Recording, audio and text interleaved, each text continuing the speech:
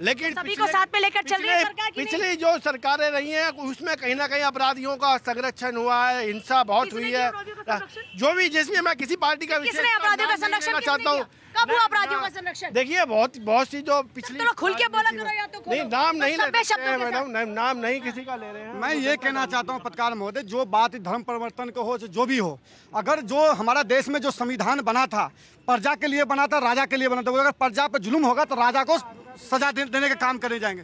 लेकिन हमारा संविधान उल्टा हो गया, जो प्रजा को सजा मिलता है और राजा को जेल जाने से पहले बेल मिल जाता है। आज हमारा देश में जो अपराध चरम सीमा पर है, क्योंकि पुलिस वाले, अगर जो हमारा सरकार हो चाहे सिस्टम हो चाहे पुलिस वाले हो, किसी अपराधी को गिरफ्तार करते हैं, उसको कोर्ट में पेश करता है तो उसको जेल जाने से पहले उसको बेल मिल जाता है। बाद में वही पुलिस वाले के ऊपर जान लेने का हमला करना शुरू कर देता है। तो पुलिस वाले को जीने की हकदार है, वो भी अपना आज के मुद्दे से हमेशा की मजे बता रहे हैं। जो बात आप झिंगुर बाबा जिसको नाम ले रहे हो आप, कुख्यात माफिया है, उसके साथ एक सेकंड कुख्यात माफिया है, उसके बाद उसके जाकिर नायक के साथ कनेक्शन है, उसके मुख्तार अंसारी के साथ कनेक्शन है, अतीक अहमद के साथ कनेक्शन है, उसके साथ कनेक्शन है। ये लोग जमीन हड़पने की काम करते थे, गरीब जो हमारा जो दलित बेटी बहन है उसको सताने का काम करता है, उसको जमीन आरएसएस तो सब दिन से भारत को जोड़ने की बात करता है और हिंदू को इकट्ठा करने की बात करता है। हिंदू क्या सबको, सिर्फ हिंदू नहीं, अब तो मुसलमानों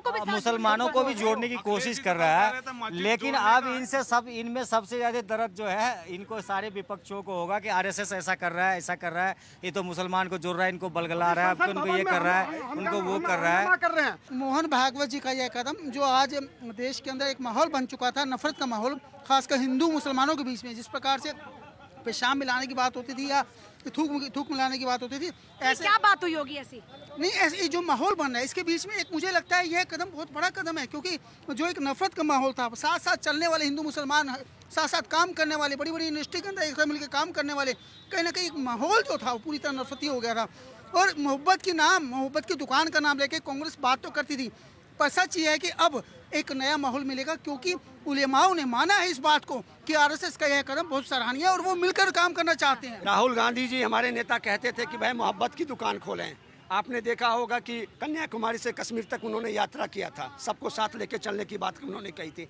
आज आरएसएस प्रमुख भी मान रहे हैं ना कि बगैर अगर बेमनस्ता फैलाते हैं इस देश में। कौन फैला रहा है बेमनस्ता?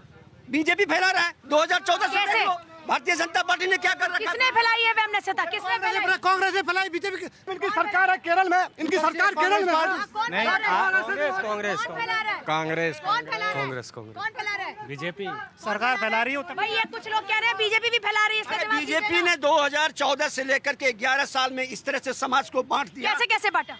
आप देखो ना, हर मुद्दे पर हिंदू मुस्लिम, जैसे किस तरह हर मुद्दे पर कैसे हिंदू मुस्लिम? हर पूजा में, हर यात्रा में, हर जो मुद्दे होते हैं, शादी ब्याह, सब में जो है हिंदू मुस्लिम। किस तरह बताइए ना, किस तरह थोड़ा बताइए ना किस तरह? आप ये देख लीजिए ना, शादी ब्याह में अगर प्रेम से भी लोग कर रहे हैं तो बोल रहे हैं धर्म परिवर्तन किया जा रहा है। आप देखिए यात्रा चल रहा है तो उसमें आप लव जिहाद को सपोर्ट करते हैं? बिल्कुल नहीं कर रहा हूँ। कोई कलावा पहनकर असलम आ जाए आप उसको सपोर्ट करते हैं? बिल्कुल नहीं। तो ये प्यार कैसे हुआ? बिल्कुल प्यार में धर्म छुपाया कहाँ? बिल्कुल नहीं। क्यों छुपाया? तो बिल्कुल नहीं, मैं इसका समर्थन कर रहा हूँ। हिंदू मुस्लिम, आप देखो यात्रा चल रहा है, आप देखो यात्रियों क्या इन्होंने किया है कि नाम बताओ, ये बताओ, नहीं बताओ। इन्होंने बीज बोया है लड़ाने का। इन्होंने 2000 कांग्रेस हमेशा लड़ाने काम करी है। तो कहीं पर ऐसा लिखा है क्या कि हिंदू मांस मीट नहीं बेच सकता? उलट करके कहीं लिखा है क्या? यहाँ कहीं ऐसा क्यों? उसमें मुसलमान नहीं करेगा। एक सेकंड, आपको मैं बता दूं, हाजी, अरे सर सुनिए, मैं बस आपकी बात का जवाब दे रही हूँ बार बार आप, क्योंकि इसी पॉइंट को लेकर आ जाते हैं। हाजी नाजिम को ये पूरा अधिकार है कि वो झटके का नहीं खाएंगे, वो हलाल ही खाएंगे। और ये किसको प्रेफर करते हैं? ये प्रेफर करते हैं कि एक मुसलमान की दुकान से लेंगे। इन्होंने खुद का इस शो के अंदर, क्योंकि मुसलमान कभी ऐसा करेगा ही नहीं कि वो हलाल ना दे इनको, तो इनको जब भरोसा है। हाँ तो वही चीज ना, तो ये भावनाओं की बात हुई ना। एग्जैक्टली, धोखे पर तो धोखे पर अगर कोई धोखा दे तो आप उसको बांटने वाला नहीं कह सकते। सुनो धोखा देने वाला तो बांटने का काम कर रहा है ना, जो धोखा देने वाली कोशिश करेगा आप उसको। आप हलाल का हो तो झटका का हो, नाम छुपा के क्यों दुकान खोलोगे आप? सरकार आप नाम छुपा क्यों खोलोगे? बोलते हैं कि कांग्रेस जिम्मेदार है। नहीं, नाम छुपा क्यों? कब तक आप इनके नाम का बचाव लेते रहेंगे? कांग्रेस के मित्र कह रहे तो हमें हंसी आ रही है।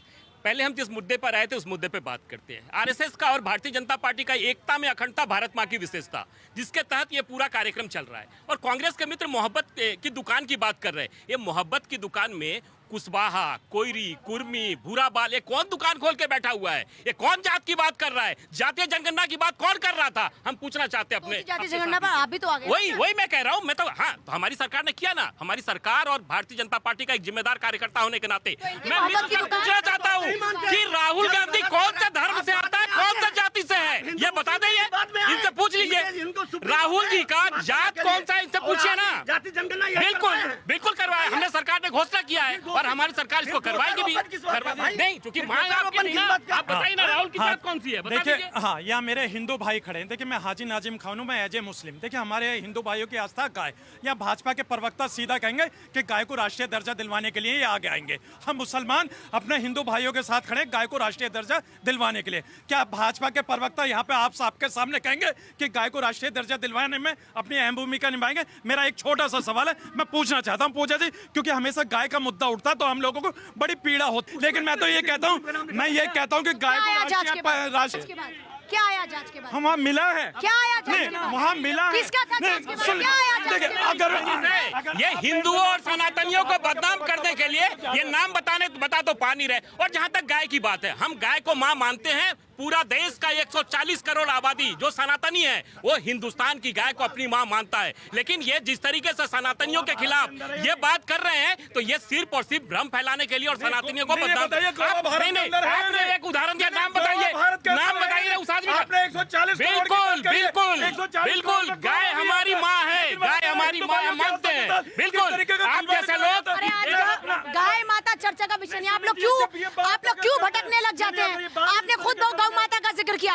आरएसएस को संदेश पहुंचा कि नहीं पहुंचा, ये मैं आपसे पूछ रही हूँ, तब से पूछ रही हूँ। हाँ, सुन लीजिए। देखिए, मैंने आरएसएस के जो बात कोई संदेश आया कि नहीं है मौलवियों से, उलेमाओं से? देखिए, संदेश ये आया कि हाजी नाजिम से ये कहा गया कि हिंदू भाइयों की आस्था का ध्यान रखना, हिंदू भाइयों की आस्था गाय है। तो मैंने भाजपा के प्रवक्ता से ये बात पूछ ली। और दूसरी बात, बस गाय की बात हुई। और दूसरी बात, ये गजवा हिंद पर बात नहीं हुई क्या? नहीं, हम लोग गजवा हिंद की जो बात करेंगे उनके खिलाफ आवाज उठानी है। हाँ पूजा जी, देखिए, मैं अपने भारत में, सुन लीजिए, मैं अपने भारत की बात जानता हूँ। मैं गजवा गजवा हिंद नहीं जानता, ना मुझे इसकी जानकारी चाहिए। मैं गजवा हिंद के बारे में नहीं जानना चाहता। ये लोग गजवा हिंद की बात कर रहे हैं ना, और जो ये लव जिहाद की बात क्यों नहीं करते ये लोग?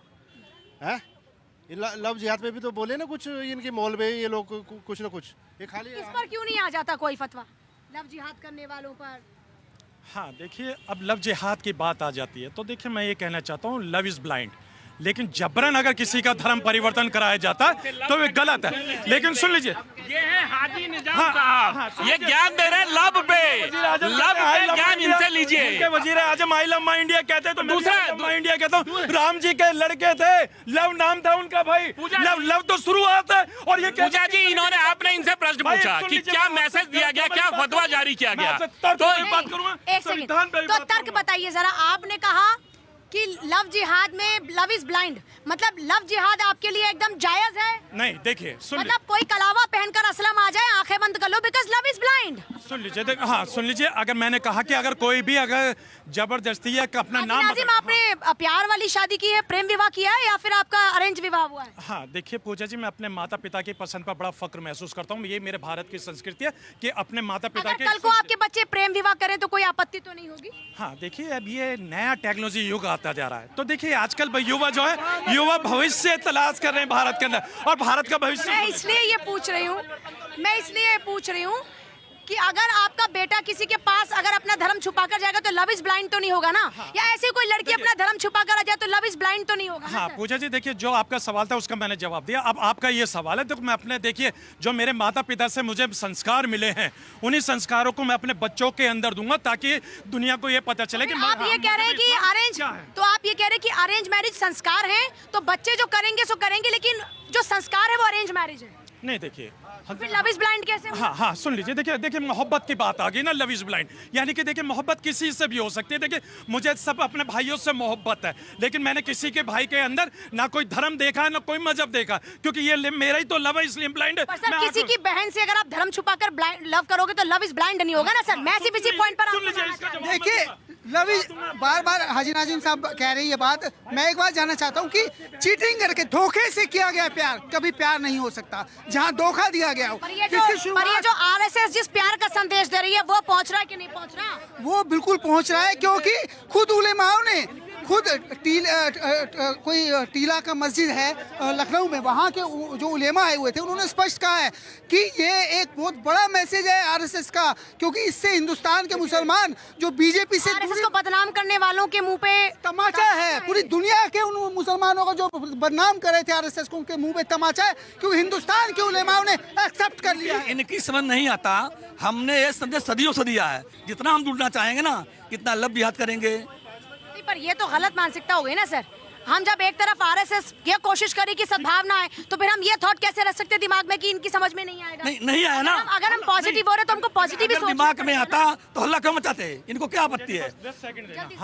हाँ सुन लीजिए महाराज जी, देखिए भारतीय नागरिक होने के साथ में मुल्क के वजीर आजम से कहता हूँ कि भारत के अंदर सिर्फ एक ही जना होना चाहिए, सब भारतीय। क्योंकि जब हम विदेश जाते हैं तो सबसे पहले अपनी आइडेंटिटी बताते हैं कि आई एम इंडियन ये बताते हैं, लेकिन वहां से आने के बाद हम लोग जात बिरादर में बढ़ जाते हैं। ऐसा नहीं होना चाहिए। और दूसरी बात, अगर कोई भी जबरन किसी से धर्म परिवर्तन करवाता है उसके खिलाफ हाजी नाजिम मुस्लिम समाज है और भारत सरकार प्रदर्शन होने चाहिए कि नहीं? ऐसे लोगों को सख्त सजा मिलनी चाहिए। जो गजवाए हिंद की बात करें, जो लब जिहाद की बात करें, जो देश को बांटने की बात करें, तो ऐसे लोगों के खिलाफ में हाजी नाजिम जैसे लोग कैसे झंडा उठाएंगे? हाँ देखिए, मैं अपने भारत का तिरंगा उठाऊंगा, फख्र से उठाऊंगा। मैं गजवा हिंद को नहीं जानता, मैं सिर्फ अपने भारत को जानता हूँ। तो मेरे से सिर्फ भारत की बातें कीजिए।